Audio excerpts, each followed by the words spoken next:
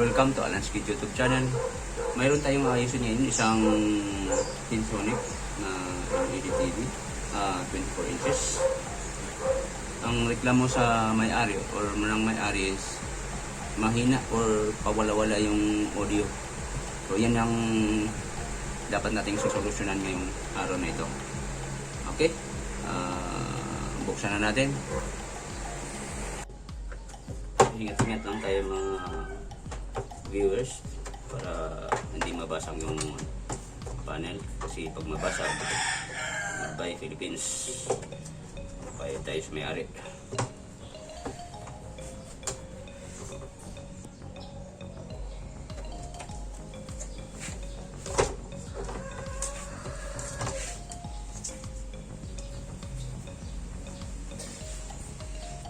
Baka imbis na customer ang magbabayad sa atin, baka tayo tuloy ang magbabayad sa customer. Yan yung dapat nating iwasan kapag nag-repair tayo ng ganitong television, kasi sensitive masyado yung itong tinatawag na panel. Isang pagkakamali lang natin dito, pag nabasag, hindi na natin maibalik. Okay lang sana kung mayroon tayong pampalit, walang problema. Paano kung wala, talagang magbabayad tayo o bayaran natin.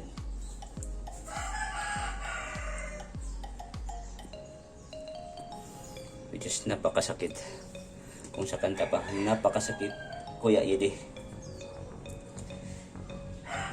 Ang nangyari sa ating buhay. Tanggalin na muna natin itong yung sili niya para safe.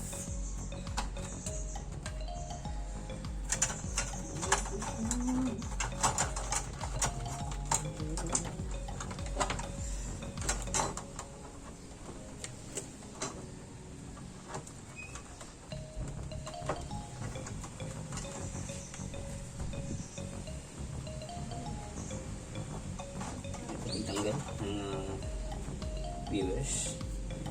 Then para safe is lagay natin sa pinaka-safe na lagayan. Hindi tayo makabasag ng panel. So pag nabasag natin yung panel, kagaya ng sinabi ko kanina, baka imbis na tayo ang magkapira, tayo na tuloy yung magbabayad sa customer. So check natin. Gamit tayo ng magnifying glass, kasi medyo alam nyo na may hindi na tayo bumabata. So mag-resalin muna tayo.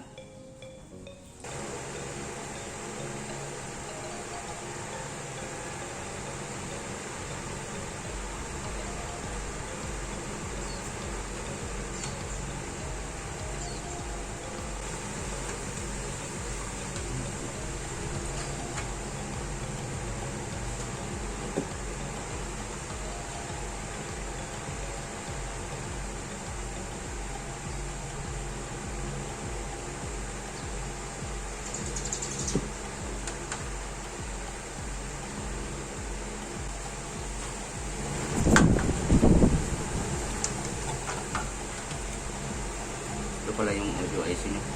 So,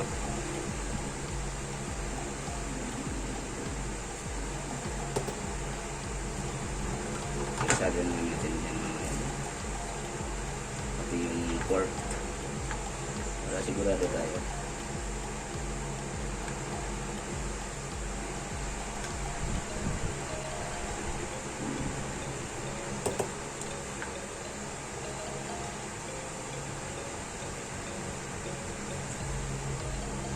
Mayroon akong hot air, kaso lang medyo gumamit pa ako ng hot air.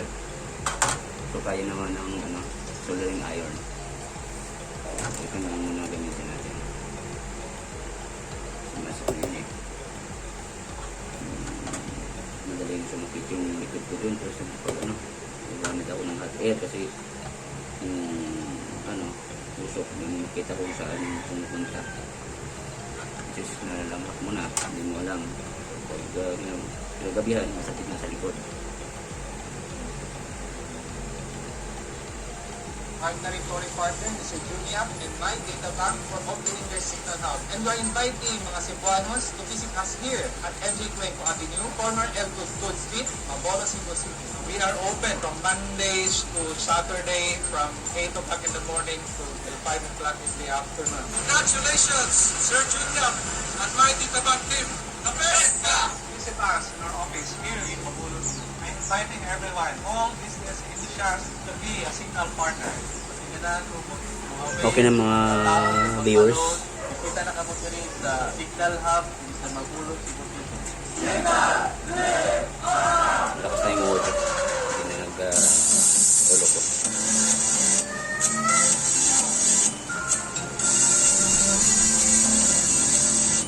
So, ganun lang yung proseso. Kung nag-ayos ng tayo ng hindi nagdulo kong audio. Posibleng loss connection, i-resolve na natin. Pati yung mga port. HDMI port. Pwede natin isprihan ng WD-40, yung RCA connector, ganun din. Ito yung audio IC, pwede natin i-solder. Yun yung mga posibleng nag-code solder, mga piyesa. I-solder na lang natin para sure tayo na hindi na siya magluko or magluluko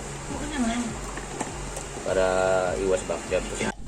Okay, mga viewers, subukan nating i-direkta yung terminal ng speaker kasi nagluluko pa rin. Try natin.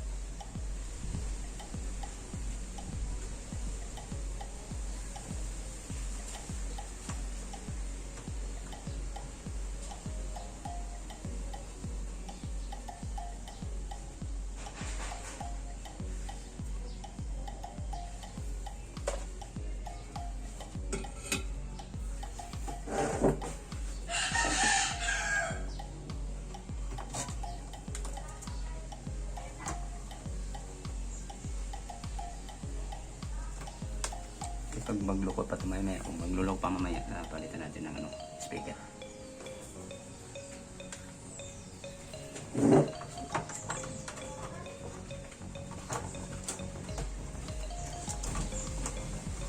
Subukan natin ulit. Hindi na magluloko. Hanggang pa rin. Palit tayo ng speaker. Okay. Nakadirect na yung terminal.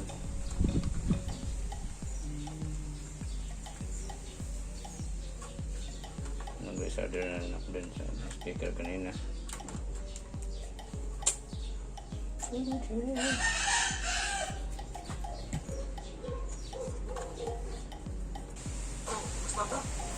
Pumatod sa bakla kesa sa kanong mukhang palaka. Yung puro kayo mga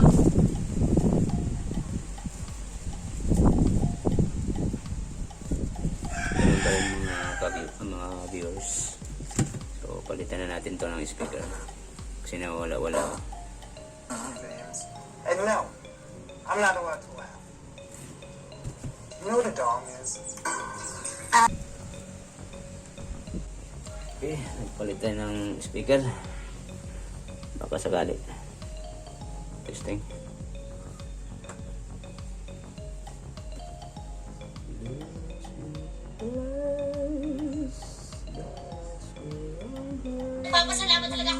Praise God na hindi kasing kitit ng utak mo yung mga kapitbahay natin dito, ha? Mabuti pa, alam mo, magka-love life ka na rin para hindi puro parang menopause lagi ang nilalabas mong vibrations. Yun! Nakakaloka ka eh! Ganun! Yeah, come on, come on. Ay, nako! Makakain na nga lang. Ayan. Kain na yun! Nakakain lang ang puting spaghetti. Akala mo, puti ka na rin! Hoy! Cheetah! Food is a big help to many Filipinos, especially those who live on daily paid work. This is our way of helping at least narrow the I-fix na lang gaps and natin help ito, keep mga people from viewers. hunger. The company has been providing help since last year. When the pandemic first struck, SMC donated over Inali ako dun sa speaker. 516 May million problema pala pesos yung worth of food, speaker the niya. largest food donation Eh, drive in its pala, history. SMC's pandemic response has also wala. covered donations of rubbing ethyl alcohol, hospital equipment, quarantine facilities, various Hindi ko services for akalain na medical speaker yung sila frontliners, kasi and has set up feeding centers naman through its Better gagamitin. World program. Tapos, Being true to its biglang mo, core value of babalik. malasakit, SMC believes that their deep and simple ads can bring great change during these challenging times. I'm Sam Sidwani, CNN Ganun, pag Philippines. nagtutusok, ganun talaga. Now, the Czech Republic has accused Gagawin natin 18 kung ano employees of the yung Russian embassy of being intelligence officers and Salisbury. Russia's foreign ministry calling the expulsions tricks from Prague. Now, the press secretary for the Russian opposition leader Alexei Navalny says his health is deteriorating so badly in prison he is actively dying. Navalny's team is urging supporters to rally for his freedom. But Ito natin ang pang ano. Design na speaker.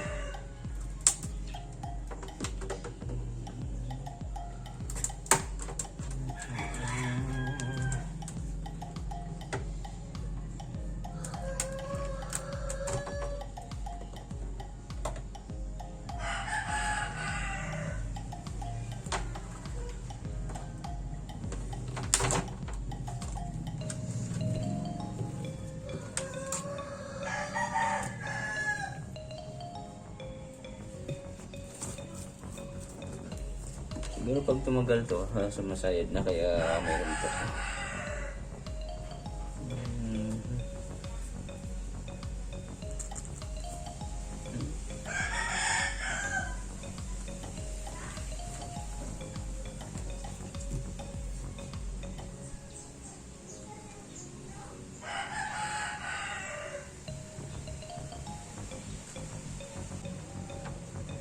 Pala pwede pala kaya sa gabal. Sa gabal pala. Hindi pwede.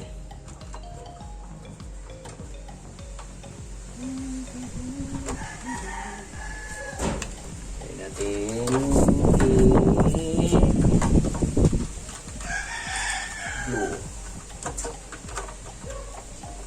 Ayan siyang gagalaw.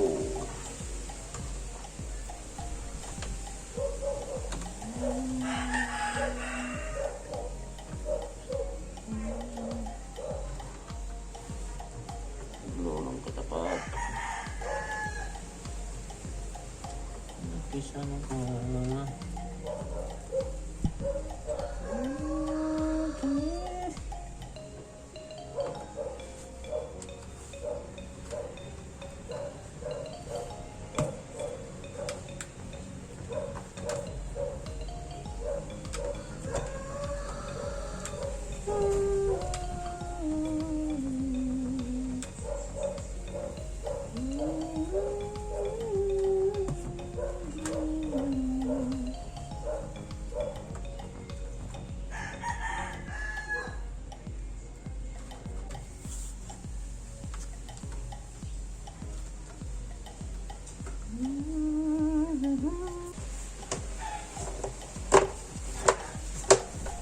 Testing ulit.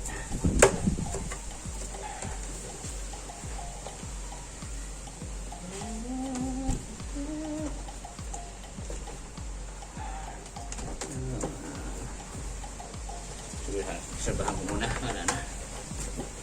Sigurado tayo. Mamaya, ganun pa rin. Tayo dyan.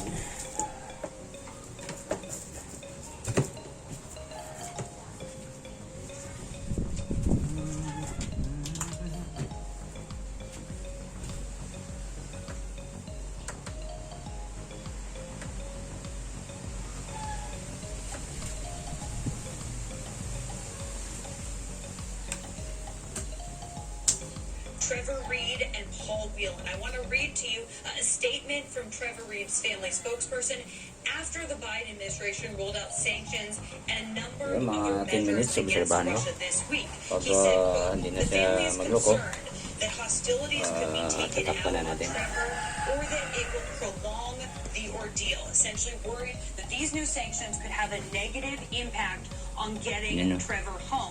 The same is true for all other Americans who are being held in Sana hindi na Afghanistan magloko. and Russia right Babalikan now. natin mamaya These after 10 families minutes. this week were really In orange, just clipping portions of the Visayas Islands and into southern Luzon. That is why Pagasa, the Philippine Meteorological Department, has issued that Signal 2 warning for portions of the Visayas region. And that means that people need to start to take this storm seriously because we are creeping into the final stages of this storm before we start to feel its impacts. It's being driven by a weakness in a ridge of high pressure, and that's going to help steer it away from the Philippines. Fortunately, we want to see this. But again, the potential here exists for over 150 millimeters of rain, Legazpi into the Tacloban region. But you can see that the storm will stay offshore from Luzon. Hey, get this, Michael, incredible. We just checked 55-foot plus waves in the central Philippine Sea. We're in the center of this storm system, an impressive storm to say the least.